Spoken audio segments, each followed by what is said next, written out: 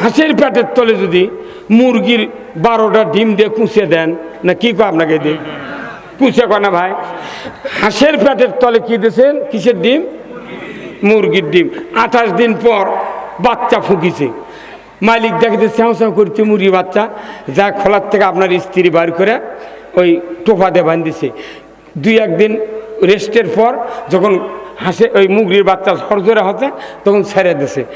ওই হাঁস করছে কি আস্তে আস্তে ফুস করে দরজা দিয়ে বাড়াছে, বাইরে থেকে আপনার খোলার সাইডে একটা কুঁড়ির মতো আছে নর্দমা, তোর হাঁস করছে কি ও সোদাটা পানিতে নামিছে, নামে এখন কাল লাইনকে করছে কাক কাক করছে, তার মানে বাচ্চা করে ডাকিচ্ছে আয় মা এটা আয়। কাক ডাকিচ্ছে? মুরগির বাচ্চা ডাকিচ্ছে আয় মা আয়, আয় মা নাই কথা কর। আচ্ছা হাঁসের ডাকে তো মুরগির বাচ্চা ওর সাথে ওই ফোকর নামে উই কি বাঁচার জন্য নামবে? কথা কনায় রে, মুরগির বাচ্চা হাত চারিত পরে মরে থাকে। হ্যাঁ কথা কর।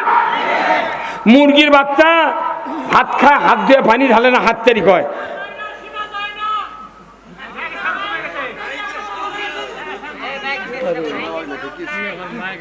মুরগির বাচ্চা যদি এই মনে করেন পানির মধ্যে যদি সামান্য পানি যদি পরে মরে যায়, এখন এই হাঁসের পেটের তলে বাচ্চা ওঠার কারণে হাঁস নামিছে পানি আর মুরগির ডিম দিয়েছেন। কিসের ডিম? মুরগির পেটের তলে হাঁসের ডিম। 28 দিন পর বাচ্চা উঠেছে। এখন মুরগি তো বাচ্চালে ঘরে বেশি, ঘুরতে ঘুরতে ঘুরতে ঘুরতে হুট করে পানি জোপায় এই পিচ্ছে পিচ্ছে হাঁসের বাচ্চা ঝাড়িয়ে দৌড় মারছে পানির মধ্যে। তোর মুরগি খালি দাবাচ্ছে, হাইরে বাবা তোরা মলু, আয় মনে আয় আয়। হাঁসের বাচ্চা করছে তোর কথাই মরস শোনে না, কথা কর। আমাকে বানাচ্ছে পানির জন্য, তোর কোন ঠিক কিনা? আমাকে বানাচ্ছে পানির জন্যে, তোর ডাকে পানির থেকে উঠতে কবল গিয়ে আমি আরাম পাচ্ছি। কথা কর।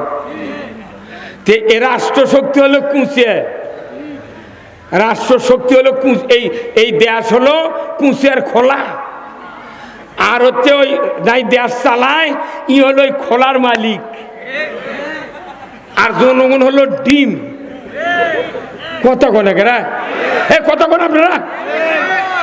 এই রাষ্ট্র বাংলাদেশ হলো কুঁচের খোলা, আর জনগণ হলো ডিম, আর যাই রাষ্ট্র চালায় ই হচ্ছে কুঁচের ওই মালিক, ওই বাচ্চা ফুটাবি।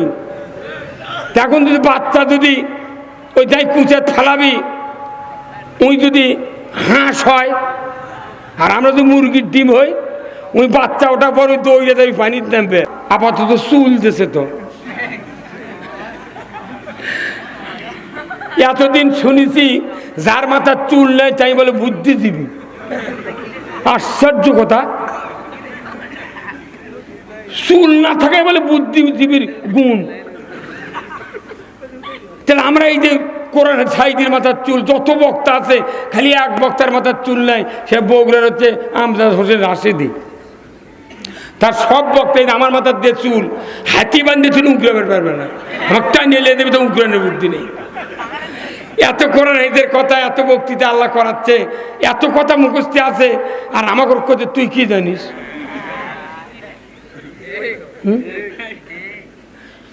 দেশের শ্রেষ্ঠ আলেম ওলামাকে ফাঁসি দিল সুরঞ্জিত সেন গুপ্ত, নাম শোনেন? এই বেচারা একজন অমুসলিম ছিল, দুঃখে বেদনা ভরে যায়। একজন অমুসলিম, তাই ইসলামের বিরোধিতা করে তাই বলছে যে যে ব্যবস্থা হয়েছে ট্রাইব্যুনালের, এখন আর এদেরকে ফাঁসি দিতে কোনো বাধা নেই।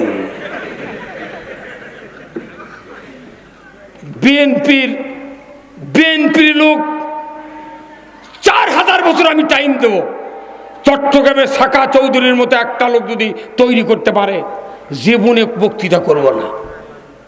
বাঘ, ওই বাঘের মুখ দিয়ে কি কথা বলাচ্ছে, উনি ট্রাইব্যুনালের ডগে দাঁড়িয়ে বলেছেন, ও বিচারপতি, যে ট্রাইব্যুনালে আমাকে ফাঁসির অর্ডার দেওয়া হলো, এই ট্রাইব্যুনাল যেন বন্ধ না হয়। এই ট্রাইব্যুনালে বিরুদ্ধে ফাঁসির রায় দিল। একজন বীর পুরুষ।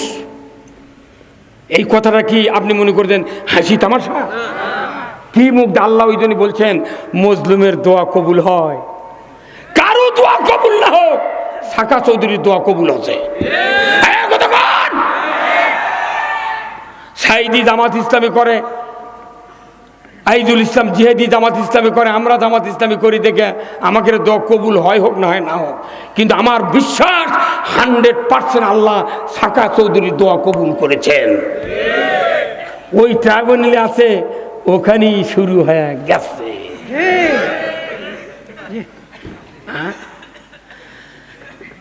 আমার একটা স্বপ্ন পূরণ করো ও গো দয়াময়, তোমার পথে চলতে গিয়ে মরণ যেন হয়। সাহাবাদের কলিজা ঠান্ডা হয়ে গেছে, রসুলের কলিজা ঠান্ডা হয়ে গেছে। কোরআন বিজয়, এটাই হলো ইমানদারের অন্তরে আসল উদ্দেশ্য, লক্ষ্য। আমার শেষ করার আগ দিয়ে সাধারণভাবে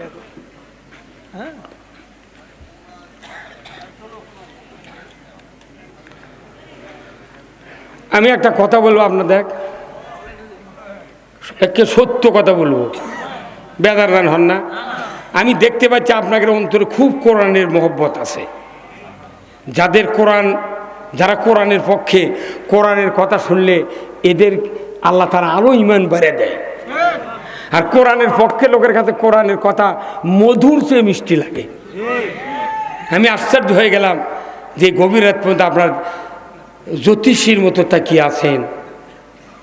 আমি আপনাদেরকে বলি, এই বাংলাদেশে এই চাওয়া চিন্তা ভিক্ষা এইগুলি যদি ইসলাম মূল্য আর মানুষের আইন দিয়ে দেশ গেল। একটা ডিসির পাশে জীবনে একজন লোক নামাজ পড়েনি কোনোদিন, পড়ছে? একটা ডিসির পাশে কোনোদিন একটা লোক নামাজ পড়ায়? ডিসি কি কোনো মসজিদের ইমাম আছে? টিওনো কি কোনো মসজিদের ইমাম আছে? এটা আপনাকে এই জেলার একটা এসপি আছে ম্যাডাম, তাই না? তাহলে এসপি ডিসি যারা আছে এর পাশে কোনো লোক নামাজ পড়ছে? যারা আল্লাহওয়ালা আলিম ওলামা এসপি আছেন তাদের পাশে নামাজ পড়ুক, আলহামদুলিল্লাহ। কিন্তু একটা ইমামের পাশে 100, 500, 50, 1000 পর্যন্ত লোক নামাজ পড়ে, কথা ঠিক কিনা? তাহলে এই ইমামের পজিশন টিওনো ডিসির চেয়ে আপার লেভেল। এই ইমাম মসজিদে নামাজ পড়ছে শুক্রবারের দিন, ডান দিকে সালাম ফিরে আসসালামু আলাইকুম ওয়া রাহমাতুল্লাহ, আসসালামু আলাইকুম ওয়া রাহমাতুল্লাহ, পরে কি পড়ে না? তো রসুলের হাদিস হলো কেউ যদি সালাম ফিরায় তারপর অন্তকে বলা লাগবে আল্লাহু আকবার, আস্তাগফিরুল্লাহ, আস্তাগফিরুল্লাহ, আস্তাগফিরুল্লাহ। কয়বার? রসুল তাই পড়েছেন। কিন্তু আমার দেশের কি দুর্ভাগ্য, এত বড় একটা ইমাম, জাতীয় ইমাম, তাই নামাজ পড়ে আল্লাহু আকবার আস্তাগফিরুল্লাহ না পড়ে কোয়া লাগে ডান দিকে কৌটো আছে,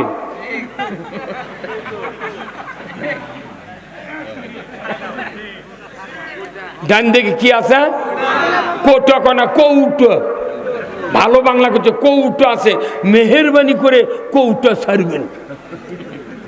কিন্তু যাই কৌটা প্রথম আগে দেয় এই জীবনে টাকা দেয় না।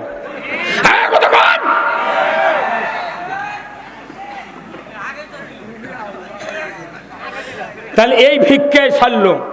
হাফিজি মাদ্রাসা, কওমি মাদ্রাসা কি অপরাধ করছে? এরা যারা মাদ্রাসা পড়ে এর বাপ মাকে সরকার ট্যাক্স খাজনা দেয় না? প্রাইমারি থেকে ভার্সিটি বন্ধু যারা পড়ে তাদের বাপ মাকে খাজনা ট্যাক্স দেয় না? তাহলে ওরা সরকার বেতন দিয়ে ওর পড়াচ্ছে, ওর গাড়ি দিয়ে নিয়ে যায়, গাড়ি দিয়ে থুয়ে যায়। আর এই হাফিজি মাদ্রাসা আর কওমি মাদ্রাসা যারা কি অপরাধ করছে যে এর করে ভিক্ষা করে চালান লাগবে? যদি ভিক্ষা করে চালান লাগে, এরা 2 বছর ভিক্ষা করে চালাক মাদ্রাসা, ওর খেয়ে বেতন 2 বছর একটু দিয়ে তোরা আবার ভিক্ষা করে চালা।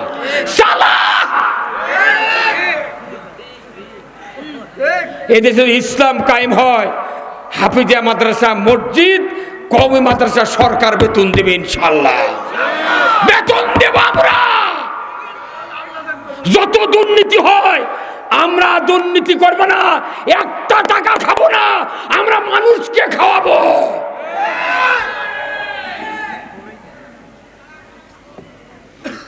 সাতটা আটটা বিভাগে 8টা সার কারখানা করব। আজকে ফসফেট নাই, ইউরিয়া নেই, পটাশ নাই।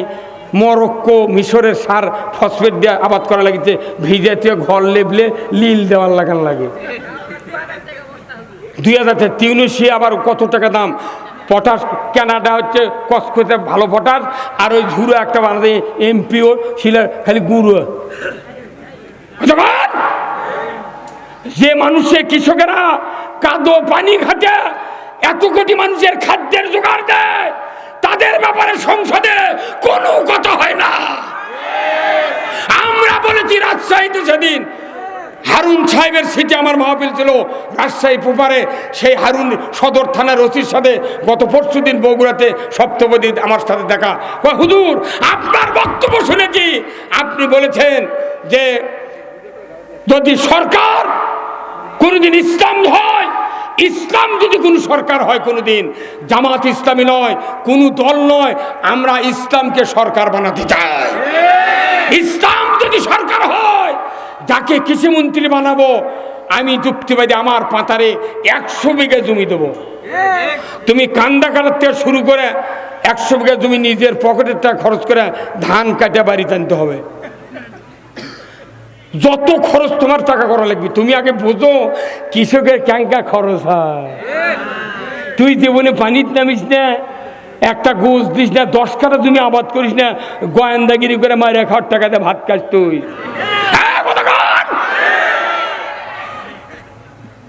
তুমি কৃষকের দর উঠবে কেমনে? পুরুষ মানুষ কৃষিমন্ত্রী হলে তাও হয়, বানাচ্ছে আবার মেয়ে মানুষ। মেয়ে মানুষ বানাচ্ছে কৃষিমন্ত্রী, পেশাব করবার যাতে স্যান্ডেল পাওয়া যাইতে বলে ভারত, স্যান্ডেলের তলায় ভেজে না, ইয়াতে কৃষিমন্ত্রী হয় না। কৃষি খাতে যে ভর্তুকি আমরা হিসাব করে দেখেছি, আমার ইউনিয়নের যতগুলা খাস গাড়ি আছে, আমার ইউনিয়নে আমি কাগজ তুলেছি, 27টা দাগ আছে আমার গ্রামে খাস। আমার এক গ্রামে আছে 27টা দাগ খালি খাস করতেন। আমি হিসাব করে দেখেছি সারা বাংলাদেশে ব্রিটিশ সরকার গরিবের উপকারের জন্য সরকারি খাস গাড়ি করে থয়ে গেছে। ধনী মানুষের পুকুর দেওয়ার টাকা আছে, এর কেউ তো টাকা নেই।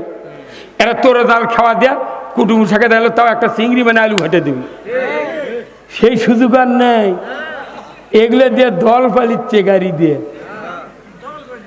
আমি হিসাব করে দেখেছি, এক এসিলেন সাহেবকে আমি বলেছি, স্যার বাংলাদেশে যতগুলা খাস গাড়ি আছে সরকার নিজে হাতে যদি পত্তন দেয়, এই টাকা যদি কৃষিখাতে ভর্তুকি দেওয়া হয়, 1 বছরের টাকা ইউরিয়া সার 150 টাকা বস্তা জনগণ পাবে। তখন ওই এসিলেন করছে, হুজুর আপনার বাড়ি? বাড়ি নন্দীগ্রাম থানা। আমি রুহুল আমিন যুক্তিবাদী। ও নেটের বক্তৃতা শুনছি। নেটের শুনেছি তুই? হ্যাঁ, আমরা 1 টাকা খাবো না, জনগণকে আমরা খাওয়াবো ইনশাআল্লাহ। কোনো বেতন লাগবে না। আগে মাদ্রাসার বিল হবে, বিদ্যুতের বিল কমাতে হবে। আমি 1000 টাকাতে মিটার কিনেছি, কিসের মাসে মাসে ভাড়া? আমি দোকানের থেকে হুন্ডা কিনা, বাড়িতে না চরি তেল কিনা। দোকানদার যদি বলে তুমি যত কিলো চলবে আমার কিলো প্রতি 2 টাকা ভাড়া দেওয়া লাগবে, ওই দোকানদারের মাথা থমো। টাকা দিয়ে হুন্ডা কিনে তুকিতে ভাড়া দেবো রে, কথা কেন ভাড়া? আমি মিটার কিনেছি, তুই মাসে মাসে ভাড়া নেবো। 100 ইউনিটের এই দাম, 200-র এই দাম, আর পল্লী বিদ্যুতের কাগজত এতই হিসাব। এই ভ্যাট গুণ ভ্যাট, ভ্যাট গুণ যোগ, যোগ গুণ 2, 2 গুণ 3।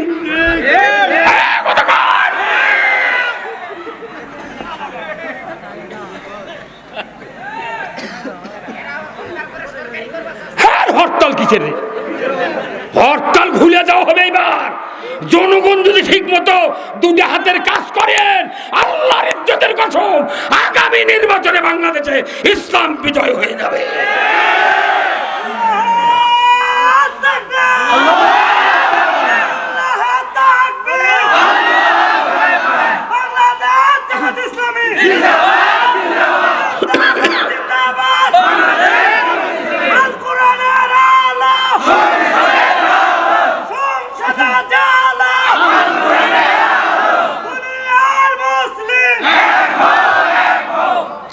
বিদ্যুৎ বিল আমার একটা মিটার, আমার বাড়ির কথা বলি, আমার বাড়ির মিটার দুটো, কয়টা? 1.5 মাস আগে আমার মিটার খুলে লেগেছে, একটা মিটার পুড়ে গেছে। 1.5 মাস আগে খুলে লেগেছে। এই আর এক মিটার আছে আমার বেটার নামে, আর যেটা খুলে লেগেছে সেটা হচ্ছে আমার নামে। 1.5 মাস হলে যে মিটারের সাথে লাইনের সংযোগ নাই, ওই মিটারের বিল আছে সেদিনকে 19,000 টাকা। মনুরাত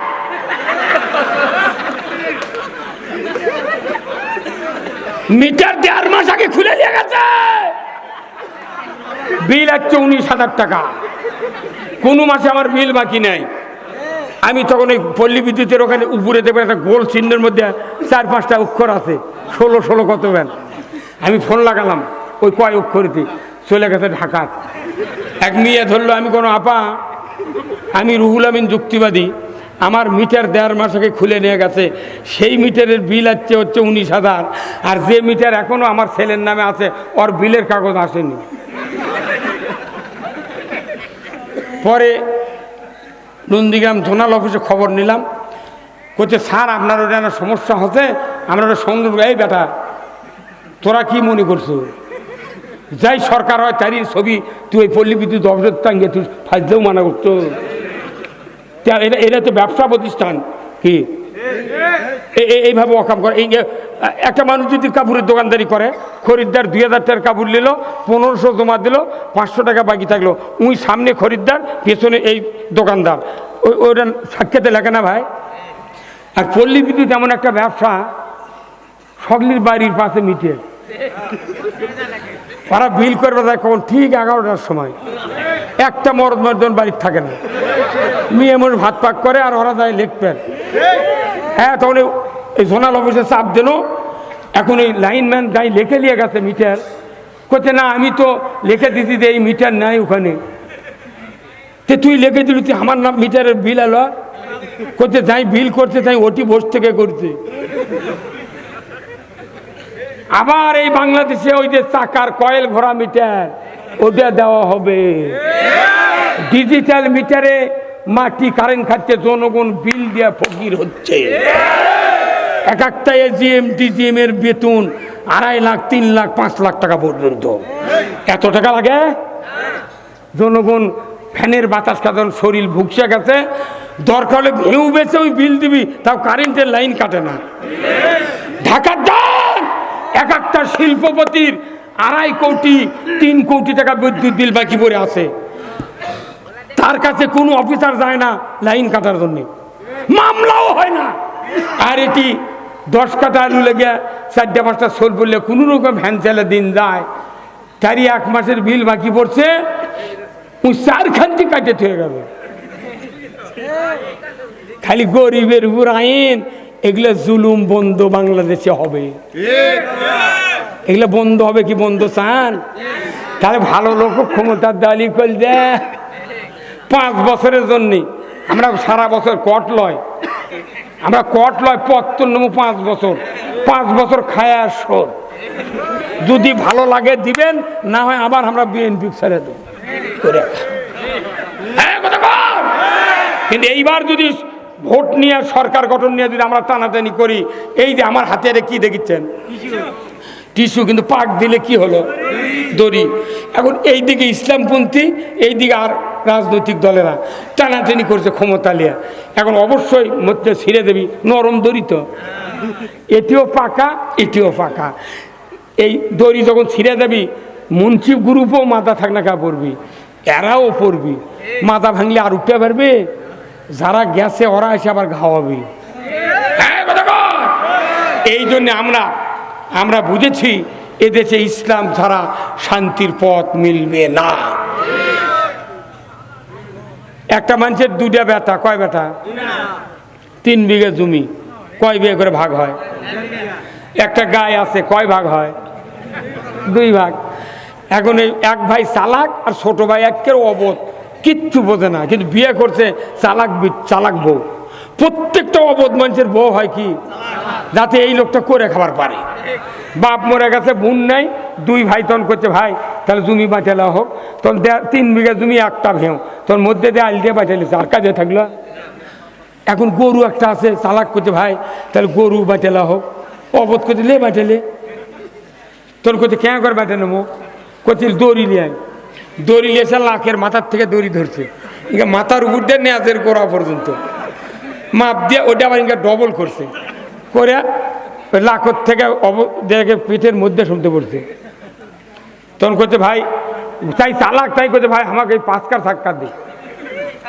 আর এই গরু বাপে কষে যে গরু যদি না খেলে গরুর দাম কমে যাবি, দুধ হবে না, বাজে দেবি, তে ভাই তুই এই মুরালি কোথায়? আচ্ছা নেব অবত্য, উই খালি ঘাস কেটে খিলাই, উই বিকেল করে গাই দিয়ে বাজারে 4 কেজি বেচে আর 1 কেজি খায়। 3 মাস ঘাস কেটে কেটে ওর পাওয়াত পা কুয়া পোষা গন্ধ বাড়াতে, মানুষের চামড়া পচে কোনো গন্ধ বাড়ায়। তোর বউ কথায় ঢ্যামনার বেটা, তুই যে ঘাস কেটে মরুচ্ছু, তোর ভাই যে অনবরত দুধ খাচ্ছে, দুধ বেঁচেছে, তোর লাভ কি? তোর পাওয়াতে না লাখ লাগে তো কি হয়? তোর করছে না বড় ভাই বলো আব্বা কথে গরু না খেলে দুধ হবে না, করছে পাগল শোন, জমি তুই বাঁচালিছু, গরুও বাঁচালে, কোথায় কেন করে বাঁচে নেবো? বলছি কাল সকালে কবু ভাই তুই গরু আমাকে মধ্যে দিয়ে কাটিয়ে বাঁচে দে, আমি আর গরু খিলে পারবো না, আমার গরু খিলামো 5 দিয়ে গোবর বাড়াবি, ঘুঁটে শুকে চা লাগ দেবো, আমি ওটা দিয়ে বেঁচে আমি হাট বাঁধা করে দেবো, তুই দুধ পাশে খাবো খা। কি বুদ্ধি! এই কথা শুনে চালাক এখন করছে, এই বুদ্ধি এক দিল লোকের। হ্যাঁ, কিন্তু অবোধ মানুষ যদি ওর বউ ঠিক মতো বুদ্ধি দেয়, ওই মরে যাবে, ওই বুদ্ধির থেকে সরবে না। যেগুলা স্বামী অবোধ, সেগুলোর বউ হচ্ছে প্যান্ডেলত আছে, ওরা করছে হুজুর কে কাট্টু কথা করছে রে, আমার দামা নুনকে খালি ওই ভাইয়ের কথা শোনে, আমার কথা না শুনবেরও চায় না। এখন সকালে করছে তখন ওই কথা ভাই, তোর বড় ভাই করছে ভাই তোকে 2 কেজি করে দুধ দেবো ভাই পাতাবেল থেকে, করছে আমি দুধ দেবো না কিছু নেবো, তুই কাটিয়া বাঁচে দে, আমি ঘুঁটে বেচবো হাট করে খামো, তুই দুধ পাতা থেকে দুয়ে দিয়ে কতটি বেচবি বেচে। তে আমরা বাংলাদেশের মানুষ, সাধারণ মানুষ, কোনো পুলিশ, কোনো এসপি, ডিসি, প্রিজাইডিং অফিসার, এরা পুলিশ কেউ ভোট দেয় না। ভোট দেয় কারা? সাধারণ মানুষ। সাধারণ মানুষ ভোট দেওয়া নেতাক বানিয়া, মানে ওরকের মুখত ঘাস তুলে দেয়া, ওরা ঢাকা দিয়ে যায়, ওরা খালি দুধ ওটি খায়, আমরা খিলে মরি আর দুধ খাই ওটি। এইবার একের মধ্যে দেখ কাটিয়ে বাঁচিয়ে লিছি, তুই ও দুধ খা, আমি ঘাস খেলাম দুধ।